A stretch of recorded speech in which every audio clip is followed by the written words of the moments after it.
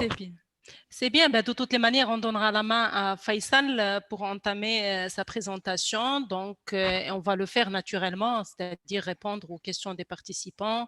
Après, écouter Faisal, c'est-à-dire les métiers de DocaPost, je pense. Faisal aussi, tu as des sujets de stage d'une manière générale, si tu souhaites partager avec les participants.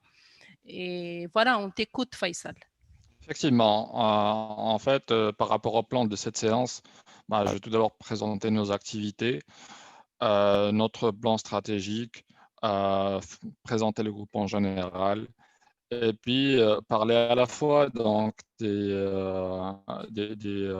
offres de stage offertes pendant pour l'année 2021. Et puis parler effectivement de notre façon aussi de gérer cette pandémie. Je pense que c'est important et rassurant pour la plupart Mhm. des candidats. D'accord, très bien. Merci, Faisal. Voilà.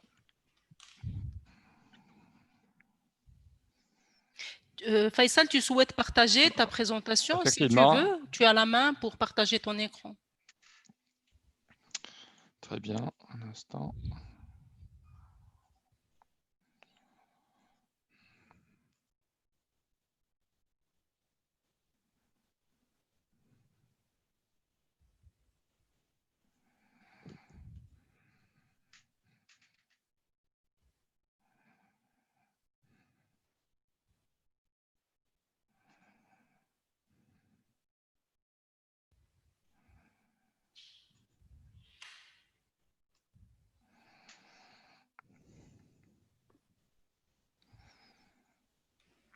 Est-ce que vous arrivez à voir mes slides? Oui, oui. Très, très bien. Excellent. Donc bon, je vais commencer d'abord donc par la présentation de notre entreprise, DocaPost. C'est en fait, DocaPost, c'est une filiale du groupe La Poste française. C'est important de le savoir parce que La Poste est un acteur majeur en Europe qui est présent donc pas forcément dans le métier du courrier classique, mais dans plusieurs autres secteurs qu'on va présenter donc par la suite.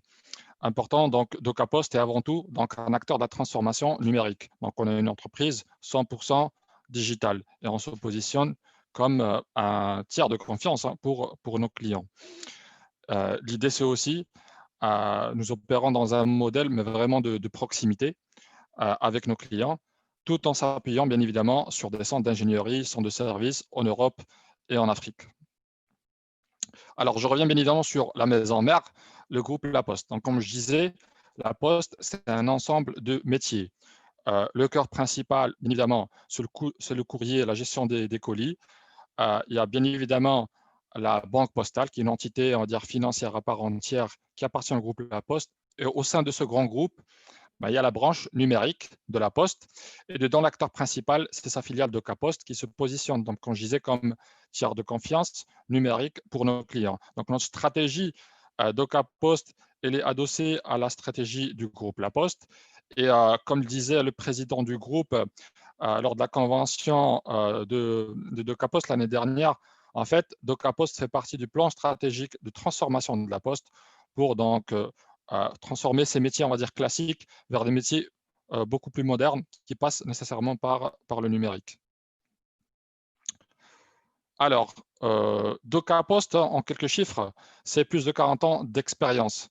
Donc, c'est un acteur majeur bien établi en Europe.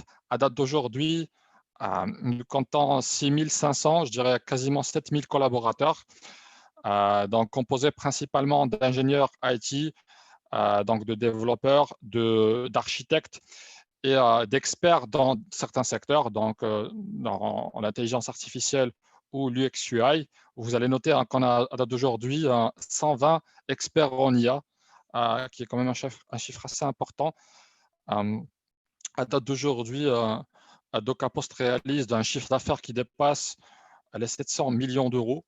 C'est le chiffre en 2019. On a donc de belles ambitions aussi pour 2020.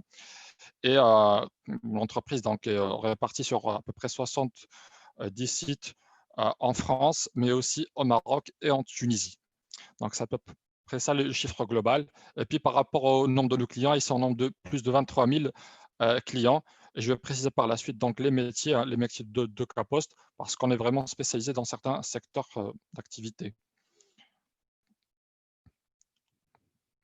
Alors, par rapport à nos métiers, hein, d'aujourd'hui, hein, lorsqu'on parle de DocaPost, on parle d'une entreprise présente donc, dans l'ensemble de la chaîne de valeur de nos clients, donc vraiment de bout en bout, depuis l'accompagnement, l'expertise, en offrant de l'expertise et du conseil client. Donc, nos consultants sont positionnés dans différents secteurs tels que la banque, la finance, la santé, donc au plus proche de nos clients pour les aider à élaborer leur stratégie SI et les accompagner dans leur montée en valeur. DocaPost, historiquement, a développé des plateformes numériques. Donc, c'est des solutions qui tournaient auparavant autour du BPO, Business Process Outsourcing, et de la gestion documentaire, et qui ont beaucoup évolué de nos jours vers des plateformes numériques, des plateformes de confiance. Et donc, dans notre métier, hein, nous sommes capables, comme je disais tout à l'heure, d'accompagner le client, mais aussi de concevoir des plateformes de bout en bout, donc de gérer tous les aspects liés à l'intégration, au développement de solutions, mais également, très important, l'hébergement et la sécurisation de ces solutions. Donc, nous offrons vraiment à nos clients une offre packagée de bout en bout. C'est pour cette raison principale qu'on se distingue comme tiers de confiance pour nos clients, capables vraiment de gérer, on va dire, leurs problématiques de bout en bout. Et ça peut être donc bien évidemment que ce soit pour des solutions on-premise, donc hébergées dans des plateformes clients ou hébergées dans notre infrastructure. D'ailleurs, notre infrastructure est certifiée Tech and Trust. Voilà. Alors, par rapport au métier, donc DocaPost concentre ses efforts autour principalement de 4 secteurs principaux. Le premier, bien évidemment, c'est la banque et la finance, hein. Il faut aussi noter que DocaPost a fait l'acquisition fin 2019, début 2020 de la structure SoftTeam, qui compte plus de 1500 consultants spécialisés dans les métiers de la finance et des assurances. Historiquement, DocaPost possède et est responsable de plusieurs infrastructures numériques du secteur public. Donc, principalement, c'est des services électroniques publics qui sont construits, gérés, hébergés par DocaPost. Donc, c'est des services on va dire, hautement disponibles, services aux citoyens, donc sur plusieurs domaines. Et c'est principalement des solutions de dématérialisation, de digitalisation de processus. Ces dernières années, DocaPost a développé une offre e-santé très riche, très moderne, mais qui s'appuie aussi sur un historique qu'on a dans le domaine de la santé. Il faut savoir que DocaPost est le premier hébergeur des données de santé en France. Historiquement, nous avons construit, géré le dossier pharmaceutique, des plateformes donc, qui accueillent des données de santé très critiques. Donc, notre plateforme e-santé est hébergée HDS, hébergement des données de santé. Et aujourd'hui, cette offre contient des solutions qui donc, tiennent en compte, on va dire, des,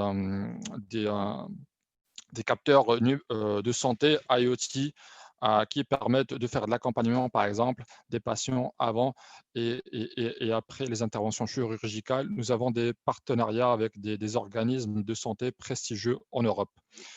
Et puis, le dernier secteur est l'activité small and medium businesses. En fait, nous avons une offre généralement de dématérialisation, de signature électronique, forme numérique, des solutions de courrier électronique signé, donc destinées aux moyennes petites entreprises, leur offrant une plateforme pour numériser leurs services, gestion de factures aussi, de bout en bout en s'appuyant sur une infrastructure accessible et facilement, on va dire, utilisable sur nos plateformes.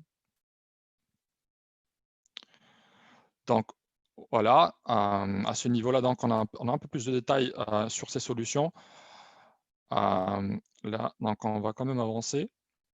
Et puis, notre organisation, au-delà par rapport à ces secteurs, est orientée nous sommes organisés en plusieurs directions pour s'adapter donc aux besoins de nos clients et être au plus près.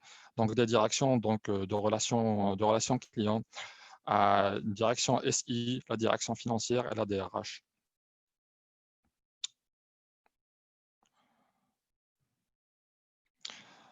Nous nous positionnons en tant que leader sur certains secteurs. Donc, je parlais tout à l'heure de la santé, du secteur public. J'ai aussi parlé du vote électronique et de l'archivage numérique. C'est des secteurs où DocaPost se positionne comme leader en France et l'un des grands acteurs en Europe. Notre plateforme de signature électronique, par exemple, est une plateforme SaaS à 100%. Donc, les clients peuvent dématérialiser leur processus en les adossant de signature électronique reconnue par le gouvernement. Notre plateforme SaaS de signature électronique réalise plus d'1 million de transactions par mois, juste pour vous dire, pour vous donner des chiffres. Et puis, notre offre est composée en plus donc, de l'archivage électronique des documents qui sont signés. Nous sommes aussi donc leader du vote électronique en France, de vote pour les entreprises dans un premier temps. Donc, nous gérons l'ensemble des campagnes du vote syndical de façon complètement numérique. Notre offre s'étoffe aussi sur des solutions de dématérialisation RH et de dématérialisation de factures. Et puis, comme je le disais tout à l'heure, nous avons des plateformes numériques dédiées pour le secteur public, principalement. Pareil, donc, ce qu'il faut savoir par rapport à DocaPost, c'est qu'on est à la fois donc, un intégrateur de solutions digitales construites sur mesure pour nos clients, mais nous sommes aussi éditeurs de solutions. À titre d'exemple, je citais tout à l'heure la signature électronique, mais plusieurs autres solutions où DocaPost est éditeur de ces produits. Donc, nous avons un ADN d'innovation. Plusieurs de nos produits suivent donc une courbe d'innovation moyennant donc une phase d'idéalisation de POC en interne, ce qui nous offre à nos équipes la possibilité donc de participer à la construction des produits qui vont développer.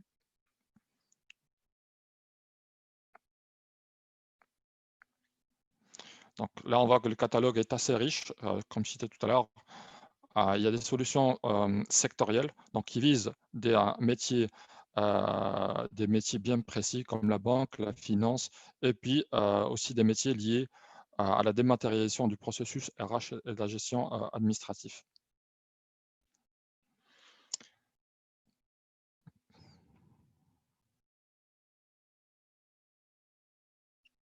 Nos valeurs que nous partageons tous au sein de DocaPost, important, la confiance, l'expertise, la puissance et l'accélération.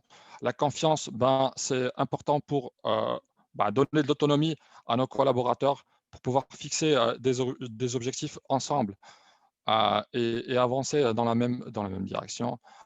L'expertise dans certains secteurs importants, tout ce qui tourne autour donc, des processus de dématérialisation et de digitalisation.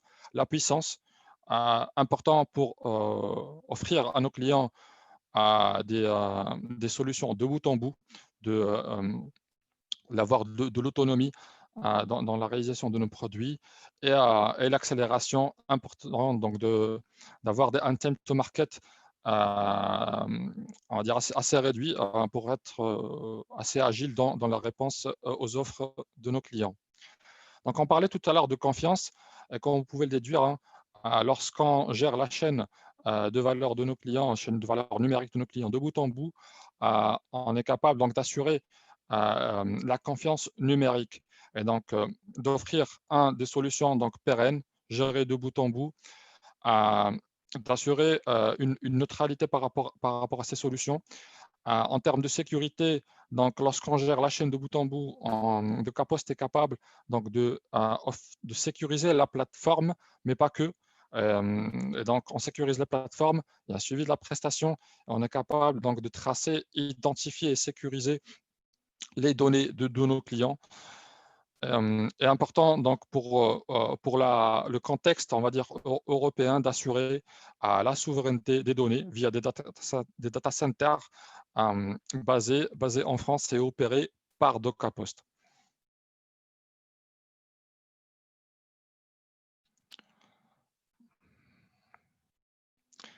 Alors là, je vais avancer un peu plus rapidement.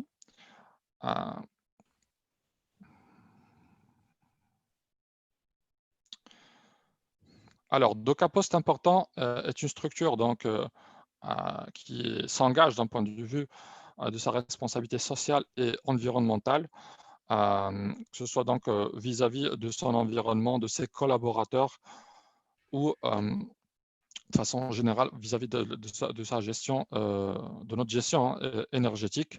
Nous sommes également donc membres actifs de plusieurs structures et consortiums en France et en Europe.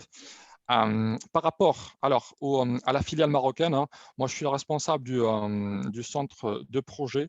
Notre centre de projet, il est multi-métier.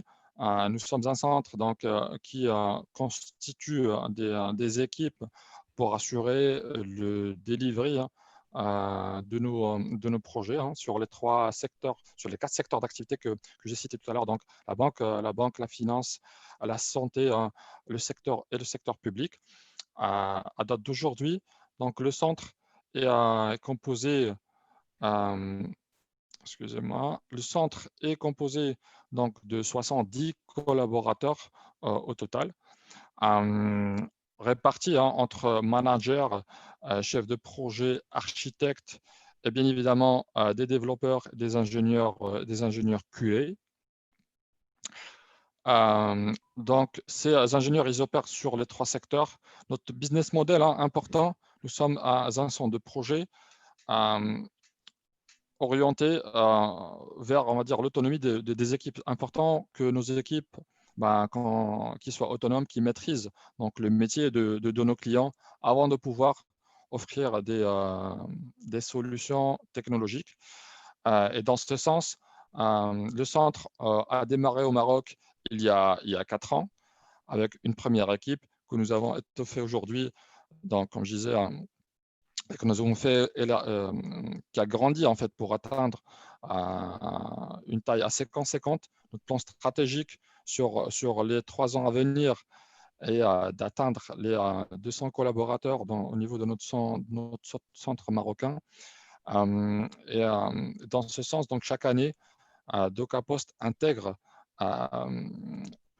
plutôt en partenariat avec les écoles et les universités marocaines, pour intégrer au sein de ces équipes des ingénieurs fraîchement diplômés, et nous offrons donc un plan d'accompagnement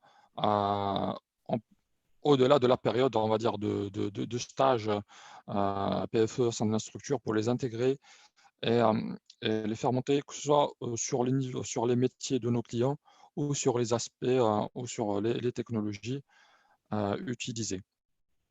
Donc,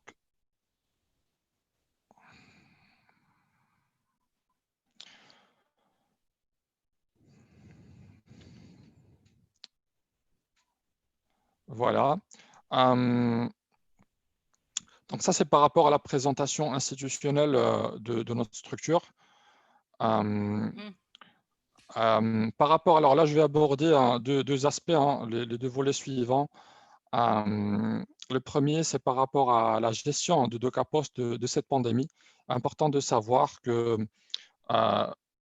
DocaPost Maroc a maintenu l'ensemble de ses collaborateurs pendant cette crise. Tous nos collaborateurs donc, sont en télétravail, comme je disais au début,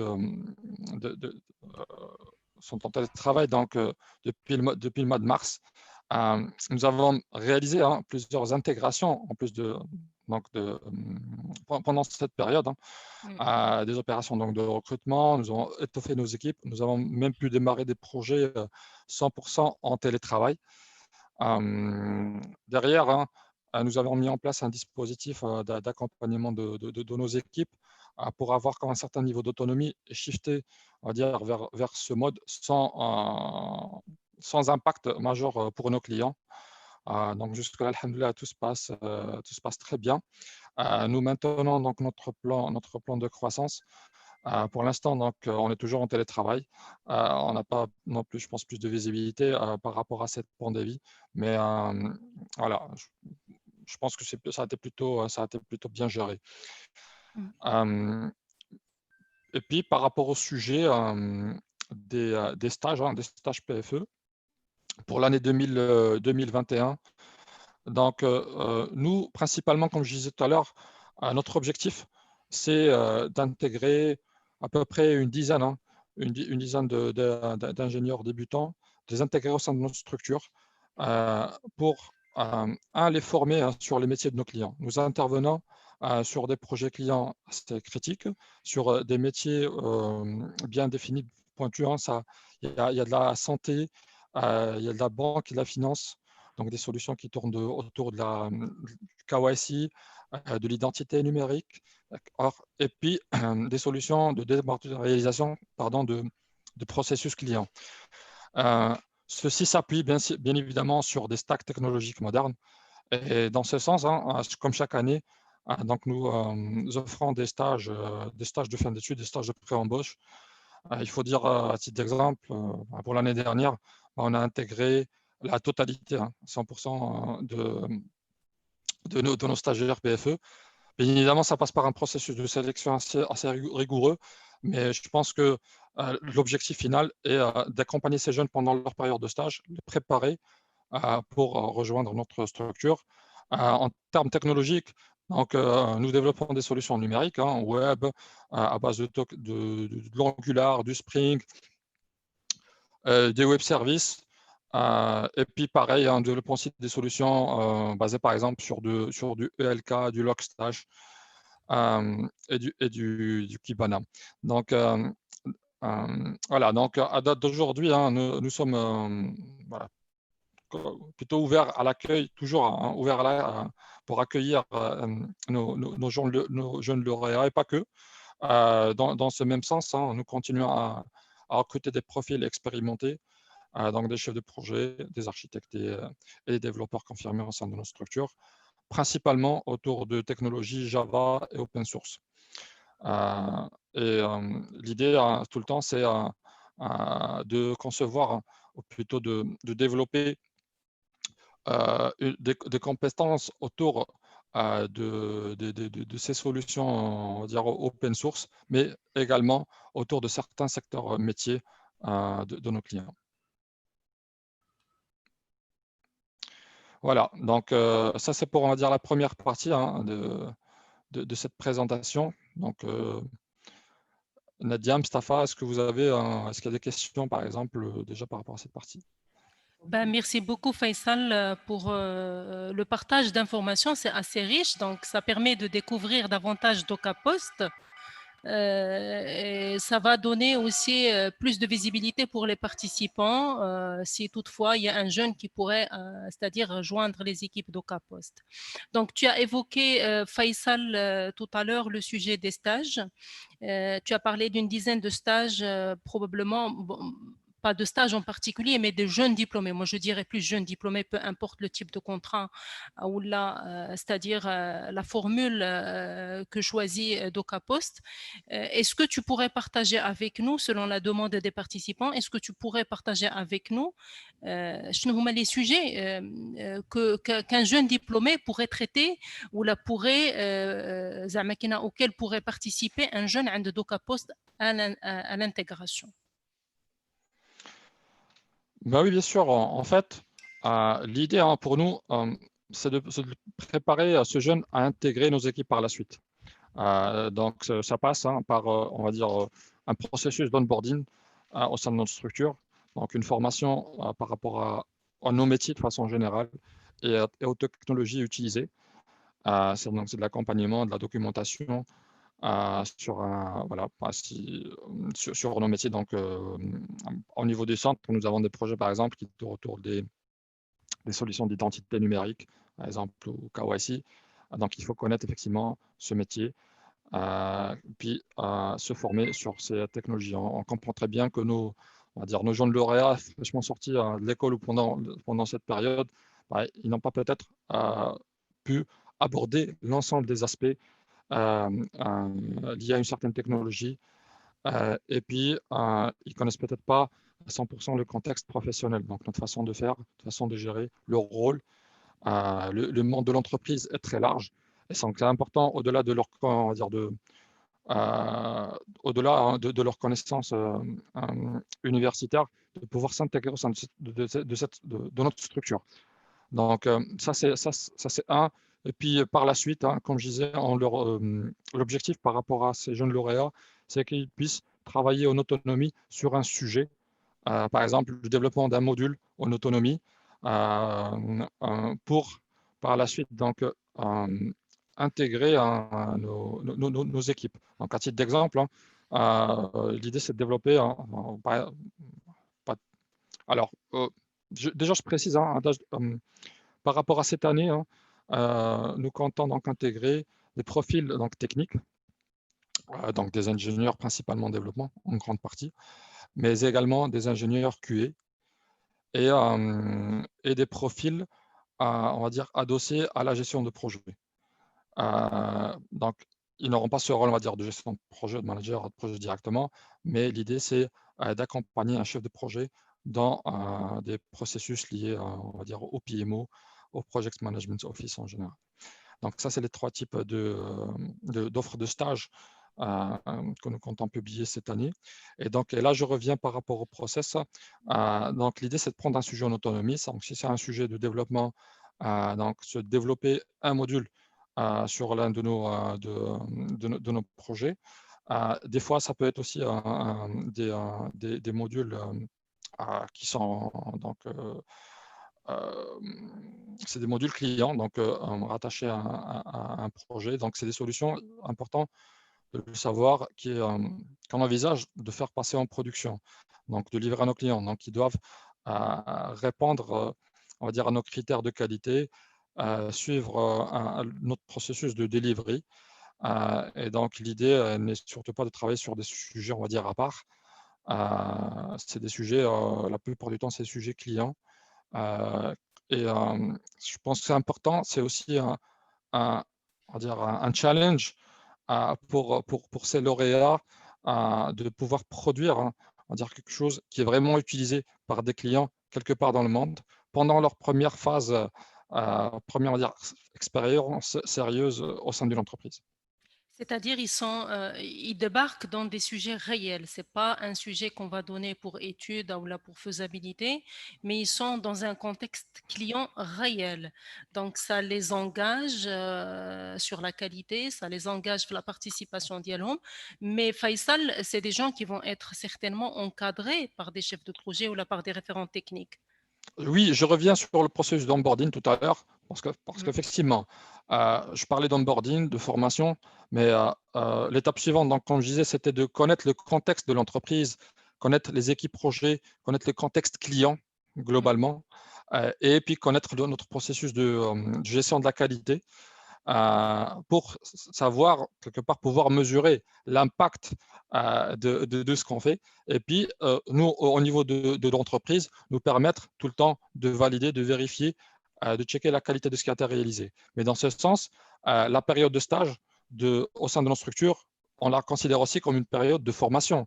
Donc, et dans ce sens, il y a un accompagnement vraiment de très près une évaluation, un assessment des compétences comportementales ou techniques du collaborateur pour lui permettre donc effectivement et l'encourager à prendre l'initiative, être conscient du contexte global, mais aussi donc le motiver à prendre des risques importants Mhm. parce qu'effectivement, l'objectif n'est surtout pas de les lancer dans un contexte réel et de subir ces éléments tout seul. Non, non, mais surtout pas ça. Mhm. Mhm.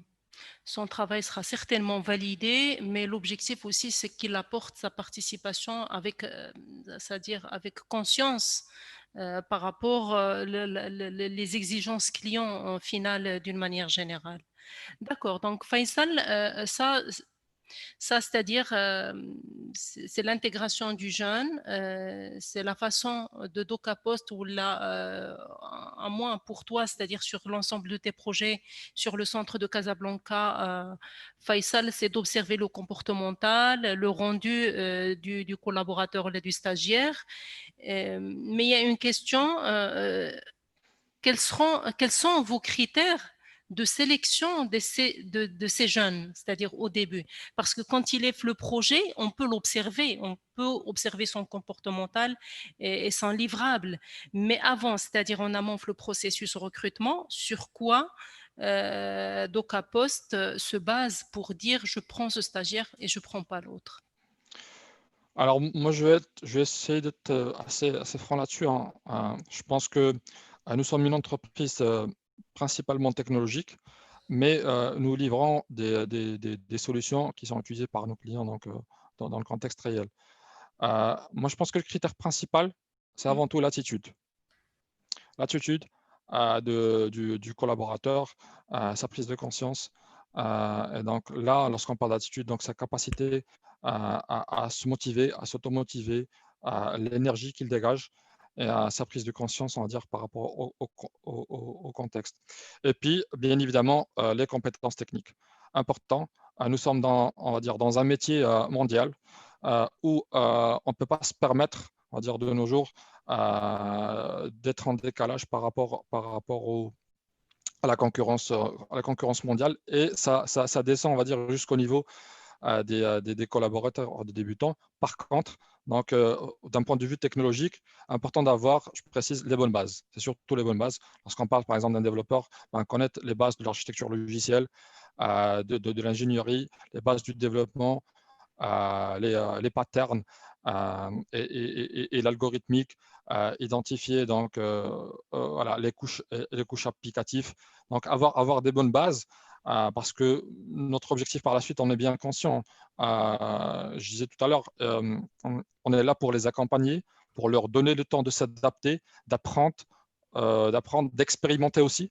On encourage nos débutants donc des fois à faire des erreurs, hein, donc à prendre l'initiative, mais tout en étant conscient du résultat final, tout en évaluant par la suite, hein, au niveau du stage, leur démarche, leur façon de réagir. Mais au début, important, la motivation, l'attitude et on va dire les bases technologiques. Très bien. Merci Faisal. Il y a un participant, je pense, Saad, qui pose la question, quels sont les environnements techniques les plus utilisés chez DocaPost? Alors, Là, il y a une palette. effectivement. Non, mais je vais essayer d'aborder, on va dire, les environnements les plus utilisés. Au sein de DocaPost à Casablanca, 80% de nos projets, c'est des projets build. Donc, on est dans la construction de logiciels et pas dans la phase de maintenance. Nous maintenons bien évidemment les logiciels que nous avons livrés en production. Donc, qui dit build, ça veut dire qu'on a le choix de monter la stack technologique. Donc, d'expérimenter, de lancer, de faire des POC et de lancer, on va dire, des architectures basées sur des technologies modernes. De nos jours, une grande partie de nos projets s'appuie sur la stack Angular, Spring et du Java. Nous avons aussi des projets réalisés en React. La plupart de nos projets comportent donc on va dire des composants d'intégration qui s'appuient donc sur des API. Et puis, une partie importante de notre infrastructure applicative, on retrouve pas mal donc, de stack ELK sur plusieurs projets. En termes de base de données, il y a beaucoup de Postgres, mais aussi des projets qui comportent des composantes NoSQL. Donc voilà, c'est un peu ça la stack technologique. Mais important aussi de savoir qu'au sein de notre centre d'ingénierie, ce qu'on attend de nos développeurs, c'est qu'ils soient autonomes, pas seulement par rapport à la stack, on va dire, purement applicatif, mais qu'ils connaissent bien tout le cycle DevOps, qui s'intéresse à l'intégration continue, qu'ils connaissent, on va dire, l'environnement d'exécution des applications qu'ils développent. Ce n'est pas indispensable, mais ce sont des plus importants. Moi, je pense qu'un ingénieur ou un développeur en général doit s'intéresser à l'environnement final dans lequel tourne son code. Voilà. Merci Faisal. Tout à l'heure, il y avait une question sur le recrutement des jeunes sur des sujets DevOps. Moi, j'avais partagé avec les participants que pour avoir un poste sur du DevOps, il fallait un minimum d'expérience. Et je souhaite revalider avec toi, Faisal. Est-ce qu'un jeune diplômé pourrait assurer cette mission, c'est-à-dire sans avoir forcément une expérience sur du dev et de l'intégration de l'autre côté avec les équipes concernées, Flinfra, ainsi de suite, ou là, DocaPost pourrait accueillir des jeunes pour des sujets DevOps? En fait, fraîchement sorti de l'école, je pense que c'est compliqué, honnêtement. D'accord. Moi, je suis un fervent défenseur, on va dire, des compétences marocaines et je crois effectivement à la capacité des gens à s'adapter, à s'améliorer très, très rapidement. Par contre, tout ce qui est lié au DevOps, je pense qu'une première, je dirais pas, une première expérience en développement ou en gestion d'infrastructure est importante. C'est vrai Oui. que de nos jours, il existe des solutions qui, on va dire, facilitent la tâche, où une fois que l'infrastructure DevOps ou les pipelines sont construites, la supervision, le suivi devient un peu plus simple. Et dans ce cas-là, oui, ça peut être, on va dire, attribué on va dire, à un jeune. Mais par contre, comme je disais tout à l'heure, je pense qu'il est important de comprendre ce qu'on est en train de faire. D'accord. Et donc, dans une plateforme DevOps, c'est des environnements, c'est des pipelines, c'est de l'automatisation. Et je pense qu'une expérience en développement ou en virtualisation est importante pour, je pense, prendre ce genre de rôle. Après, moi, je ne je vais pas non plus mettre de restrictions, mais je pense qu'une expérience, par exemple, de 2 ans est importante avant de pouvoir prendre ce type de rôle. Mais c'est surtout, hein, je pense que la personne peut, à la limite, hein, quelqu'un, à dire, avec un bon niveau d'autonomie d'apprentissage, il peut le faire, mais c'est important qu'il comprenne qu'est-ce qu'il est en train de faire. Donc, qu'est-ce qu'on est en train de construire et connaître le contexte global, le contexte de l'environnement applicatif. Mhm. Faisal, il y a quelqu'un en anonyme qui pose la question comment postuler chez DocaPost directement. Donc, si on ne passe pas par Novancy, comment on pourrait postuler pour DocaPost? Non, mais alors, principalement, certes, nous nous appuyons sur on va dire, des cabinets spécialisés pour intégrer notre structure, parce qu'effectivement, ça nous facilite, on va dire, la phase de qualification. Mais après, effectivement, nous avons une boîte générique de réception de CV. Donc, c'est recrutement-image, je vais le mettre plus tard dans les commentaires, où vous Oui, pouvez oui, si tu postuler avec peux. vos CV. Et donc, nous prendrons donc le soin de les qualifier par nos équipes RH. Très bien. Il y a Sharif El Atifi qui pose la question quels sont les critères pour sélectionner un ingénieur en IA et quels sont les outils et les langages utilisés par l'entreprise DocaPost dans le développement des logiciels IA? Alors, important, moi, je parle au nom donc, de la structure casablancaise. Donc, nous sommes un centre de projet de delivery sur des projets build, des projets web.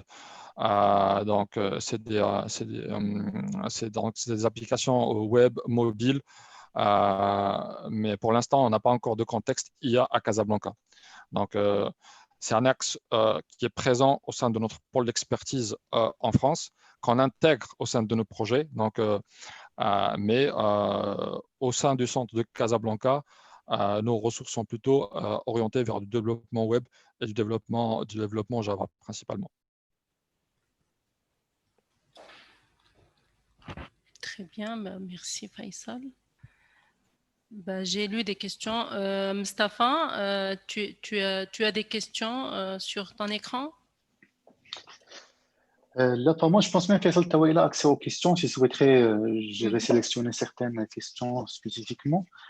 Mais en Il y tout a- cas, en ce qui me concerne là, pour l'instant là, j'ai vu, enfin, en tout cas, donc les principales questions qu'on a abordées concernent principalement les jeunes diplômés, etc. Il se peut qu'il y ait des profils seniors. Je pense qu'il doit y avoir certainement des profils seniors qui sont également participants, Oui. qui participent effectivement.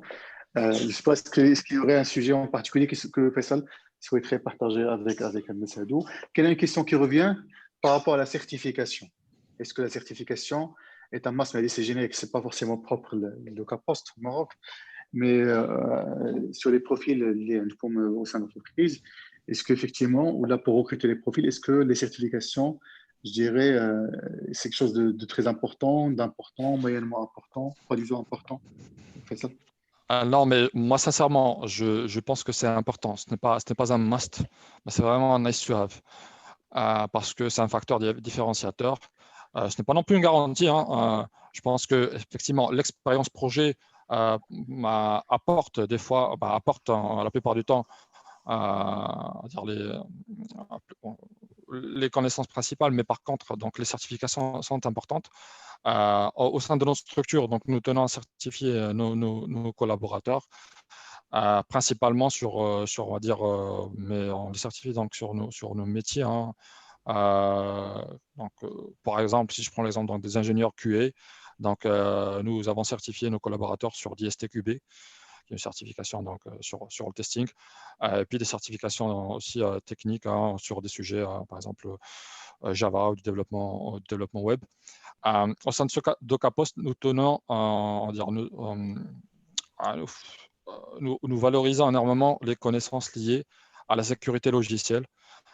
Comme je disais tout à l'heure, nous sommes responsables des plateformes que nous réalisons, mais vraiment de bout en bout. Donc, des ingénieurs, on va dire, en développement, mais avec la connaissance en sécurité logicielle sont tout le temps appréciés. Donc, des certifications dans ce sens ont beaucoup de valeur à nos yeux. Très bien. Mustapha, je cherche une question de Monsieur Sqali, je n'arrive pas. Si Scarlett, si tu es sur place, si tu es là, on peut même te donner la main pour pouvoir Oui, exprimer j'ai ta essayé question de dans ton lire, portable. mais ça a monté rapidement, donc L'insta, voilà, je suis là. Ce que je vais faire, si tu peux juste lever la main, si Scarlett, voilà, très bien. Comme ça, je pense qu'on pourra. Finalement, tac. Baisser la main, permettre de parler. Voilà, c'est Scarlett. voilà. C'est intéressant d'avoir Oui, un bonjour. ensemble. Bonjour à vous Bonjour. tous. Bonjour, bonjour Sisqali. Bonjour, Monsieur Benhayoun. En fait, je me permets d'intégrer votre webinaire qui est intéressant avec la présence de Monsieur Moutout et Madame Voilà. Nadia. Merci. J'avais des questions parce que, en fait, Campus 7 aujourd'hui, j'ai déjà mené des migrations avec le groupe DocaPost dans le cadre de mes interventions au sein de l'ASG.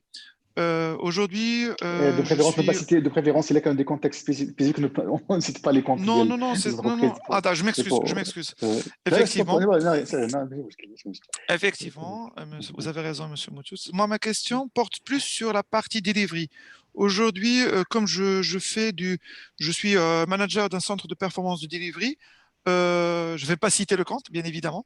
Est-ce que vous avez une plateforme d'intégration continue? Est-ce que vous êtes challengé aussi sur ce qu'on appelle les nombres d'incidents, les nombres d'anomalies, sachant qu'aujourd'hui, la bête noire de toutes les structures, hein, que ce soit, je suppose aussi chez vous, aussi que chez DocaPost, comme chez d'autres structures, pardon, c'est le mode de delivery et aussi la réduction des incidents.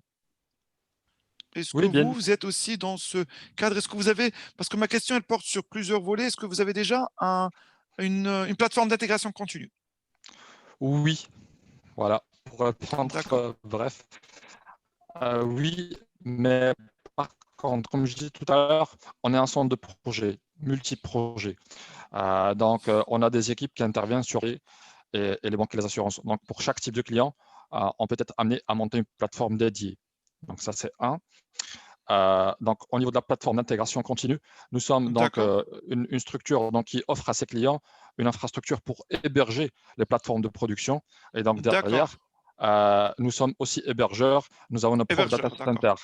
Donc, nous avons nos propres data centers donc, où il y a des données clients qui sont hébergées, mais ça nous permet aussi de disposer de moyens pour monter des plateformes de développement avec donc, la virtualisation, de l'intégration continue, du CI/CD et de monter des pipelines de bout en bout.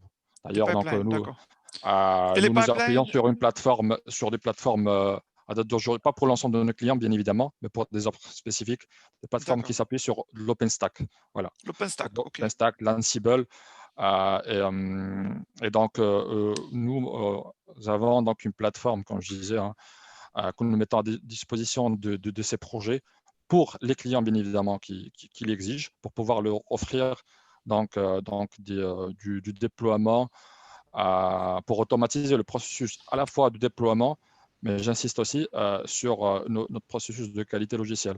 Nos pipelines à date d'aujourd'hui gèrent, en plus de l'intégration continue et le delivery, tout ce qui est lié, on va dire, à l'exécution de tests automatiques, de l'envoi de rapports et de la validation systématique au déploiement de certaines de nos applications critiques. D'accord. En termes donc ça, c'est par rapport à la première question. Et je pense que vous aviez aussi une deuxième question par rapport à SLA. Effectivement.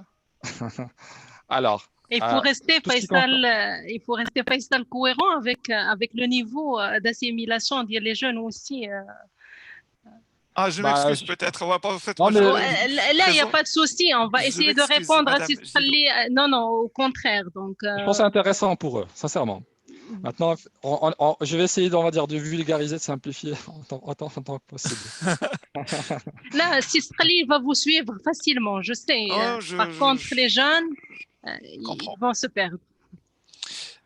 En fait, les SLA, c'est les Service Level Agreement. C'est un peu, j'essaie de compléter M. Benhayoun, les SLA, c'est les contrats d'engagement qui sont en accord entre une DSI et ses clients internes au niveau des business lines, c'est-à-dire au niveau des métiers. Les SLA, par exemple, ils vont dire, par exemple, un incident, aujourd'hui, avec sa criticité haute ou sa criticité moyenne, on a combien de temps pour le résoudre? Est-ce que c'est 3 heures, c'est 6 heures, c'est 9 heures? Mais généralement, sur des incidents majeurs ou des incidents critiques, généralement, c'est résolu en 3 heures à 6 heures. Voilà. C'est clair. J'apporte juste une précision. Dans le cadre de Capost, nous ne sommes pas une DSI. Nos clients, c'est des clients finaux. Donc, c'est des grands comptes en Europe. Ouais. Et donc, mais pareil, nous sommes régis par des SLA, bien évidemment. C'est des engagements sur la qualité de service, donc sur la réactivité et la correction d'anomalies, donc principalement pour stabiliser, on va dire, une situation en production pour nos clients. J'insiste, notre centre de projet sur les projets qui sont en run. Donc, nous sommes gérés, régis directement par les SLA de nos clients. Donc, c'est pour ça que je parlais tout à l'heure du niveau d'autonomie de nos équipes par rapport à la maîtrise du métier, par rapport à la maîtrise de l'environnement dans lequel tourne notre code source et notre applicatif, pour bien évidemment pouvoir répondre rapidement en cas d'incident. Et derrière, ça passe donc par des SLA, par une plateforme de delivery automatisée, mais passe aussi par un dispositif au niveau des équipes. Donc, tout le monde doit être conscient par rapport à ces SLA, connaître le niveau d'escalade, connaître, avoir une cartographie des personnes à contacter pour chaque sujet. Donc, c'est des choses qu'il faut automatiser auparavant pour pouvoir réagir rapidement.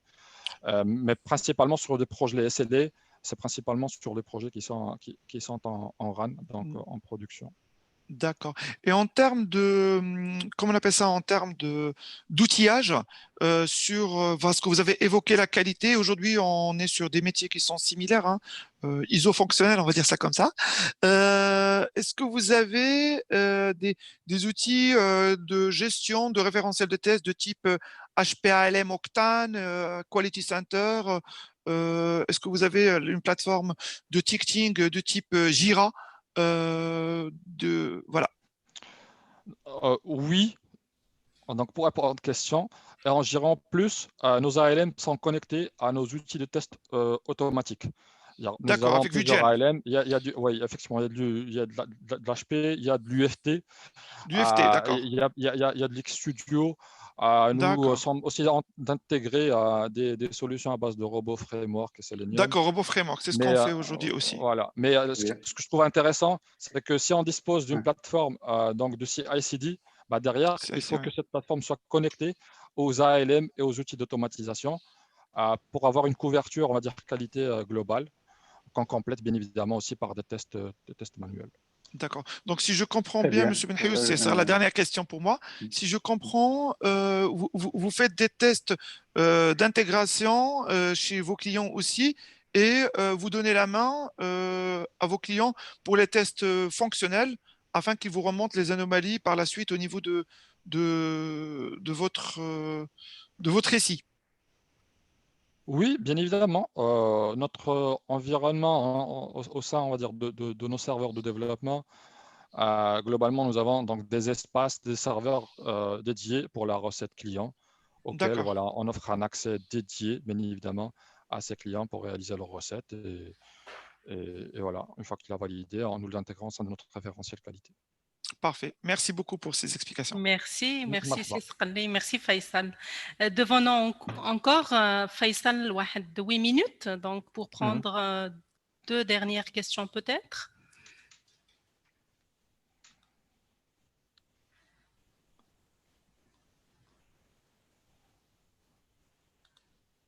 J'essaie. J'ai vu pas mal de questions intéressantes, effectivement, vers la fin. Mais juste pour, je l'annonce, voilà, je partage ça encore une fois avec les participants. C'est que, au cas où on rate toutes vos questions, n'hésitez pas quand même à les écrire. Oui. On va les reprendre sur le groupe LinkedIn qui a été créé spécialement comme suite les différents webinaires, les différents Company Talks. Et on va certainement reprendre même les principales questions. On va faire du wording pour pouvoir apporter des réponses et les partager à nouveau sur le groupe. Alors, sur la partie Faisal, il a questions beaucoup qu'on de a. remerciements de toutes les manières pour la présentation, pour le détail et Oui, sa effectivement. patience d'une manière générale pour répondre aux questions. Et il y a quelqu'un qui se pose la question s'il y a du cloud chez DocaPost. Alors, nous consommons des services cloud. Voilà. Tout ce que je peux dire à ce sujet, c'est que alors, nous consommons des services cloud. DocaPost est aussi donc hébergeur des données. La plupart de nos solutions donc, sont hébergées au sein de nos data centers. Mais par contre, dans un monde, on va dire, moderne, il est très important donc, de pouvoir se connecter à d'autres systèmes clients.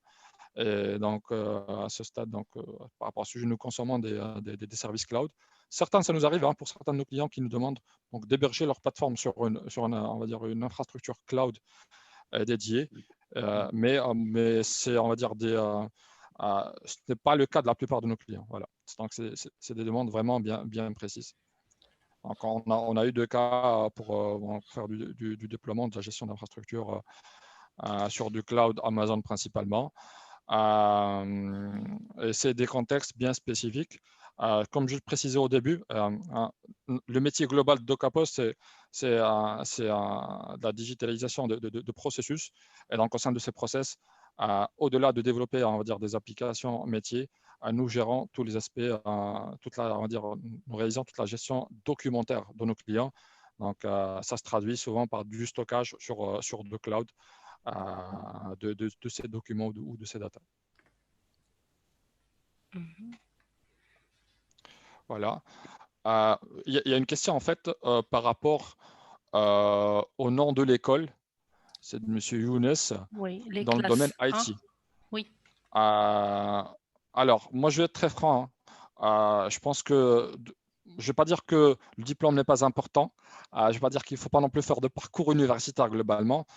Mais effectivement, l'expérience a montré de nos jours que dans les métiers de l'IT en général, la capacité à s'auto-former ne dépend pas forcément du diplôme.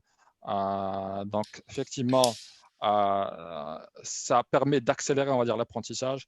Ça permet de donner, on va dire, certaines garanties, mais ce n'est jamais indispensable.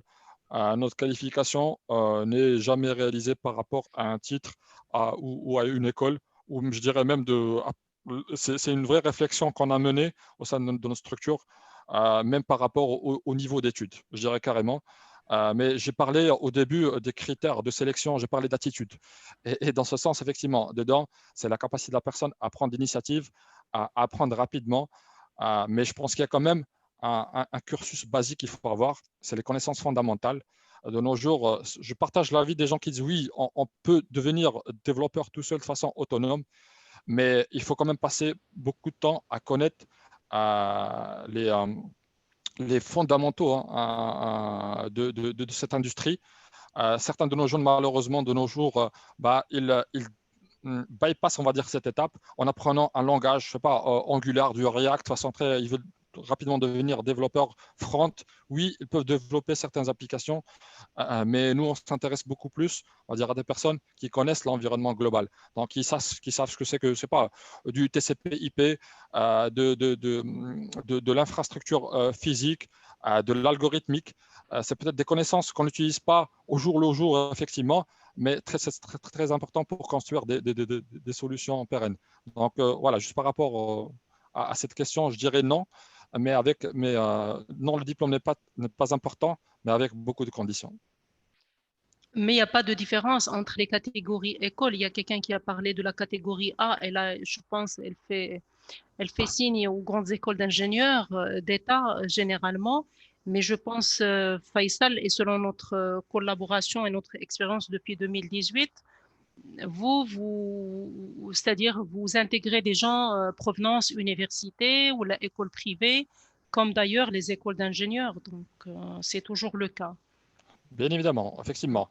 On n'a jamais mis de restrictions par rapport, dans nos offres d'emploi par exemple, jamais mis de restrictions par rapport à une catégorie d'école, je dirais. Donc nos collaborateurs sont issus à la fois, oui, de grandes écoles d'ingénieurs marocaines, françaises aussi. Nous avons intégré dans des gens qui ont fait qui ont fait des formations en France, qui ont une dizaine d'années d'expérience en France, qui voulaient retourner au Maroc, donc c'est important. Et puis, au sein de notre, on va dire, de notre mixité, il y a des lauréats issus donc, d'une université marocaine, des gens qui possèdent donc, des masters, des maîtrises, des licences d'université marocaine et qui n'ont pas mal de fois rien à envier aux autres. Hein. Donc, du moment voilà, qu'ils ont cette… comme je disais tout à l'heure, on est dans un métier où on va dire, la capacité d'apprentissage permet de donner vraiment un élan aux personnes qui le souhaitent. Et nous, on est l'une de ces entreprises qui essaye en tout cas de valoriser ces aspects. D'accord, très bien. Merci beaucoup, Faisal. Merci. Donc, merci pour tous ces détails, pour ton temps, Faisal, et la clarté de tes réponses. Je vais vous libérer peut-être pour vos projets à Faisal et nous restons en contact pour afficher l'ensemble des demandes de stage. Donc, Novon Siwan, normalement, prendra en charge pour vous cette action entre le 30 et le 11. Donc, on pourrait partager dans le détail sur sa Faisal et publier pour l'ensemble des participants ou la partager avec vous le pipe des participants qui sont intéressés et qui ont assisté ou la manifesté leur intérêt lors des 2 jours de l'événement. Merci, Très bien, Faisal. excellent. Merci à toi, Nadia, et à toute l'équipe Novensi pour l'organisation de cet événement. Merci aussi aux participants. En tout cas, s'il y a d'autres questions par la suite, n'hésitez pas à me les transférer. Je suis prêt donc à répondre par écrit plus tard. Donc, merci Faisal. Je partagerai certainement merci avec toi, beaucoup. Mustapha. Bien sûr, bien sûr. Merci beaucoup, Faisal, pour ton temps et pour la qualité de la présentation. On a eu quelques questions, malheureusement, on n'a pas pu les traiter toutes, mais il faut qu'on puisse au mieux gérer le timing et libérer, bien sûr. Faisal doit être un de d'autres engagements juste après. Les questions qu'on a vues, qu'on a reçues, qu'on n'a pas pu traiter d'abord, on les intégrera sur le groupe LinkedIn 2020 Go. Le lien, je viens de le partager là à l'instant. On va marquer une pause. Et que Faisal m'a dit que sauf si tu as un dernier mot, les à la case. bon, c'est bon, il reste l'adresse de recrutement. Je vais vous l'envoyer pour la mettre dans le groupe LinkedIn pour la partager donc avec les candidats intéressés. Très bien, très bien. Merci beaucoup, Faisal, pour ton temps. Allez, merci à vous, bon appétit, c'est un plaisir. À très bientôt, et à bientôt, Inch'Allah. Salut, merci. Alors, pour les autres membres, en tout cas, je suis très ravi de vous voir toujours avec nous. Ce que je propose, c'est qu'on marque une pause d'1 heure. Mustafa, s'il te plaît, Nadia, avant, oui, vas-y, ça vas-y. s'impose de toutes les manières, même pour donner du temps pour les participants pour se reposer, pour rejoindre la deuxième, c'est-à-dire le deuxième webinaire ديال Saham, Inch'Allah. Mais avant, moi, je souhaite répondre à Anas qui pose la question sur est-ce qu'il y a des offres finance. Autant que secteur, oui, il y a des offres finance autant que secteur. Si vous parlez, c'est-à-dire autant que formation de base finance ou la gestion, le contrôle de gestion, immédiatement non, nous n'avons pas d'offres. Mais si c'est dans le secteur finance pour l'IT, oui, il y a plusieurs participants, plusieurs intervenants qui vont échanger sur le sujet. Anas, je te demande de rester peut-être dans l'après-midi. Il va y avoir 3 organismes financiers qui vont présenter leur métier IT.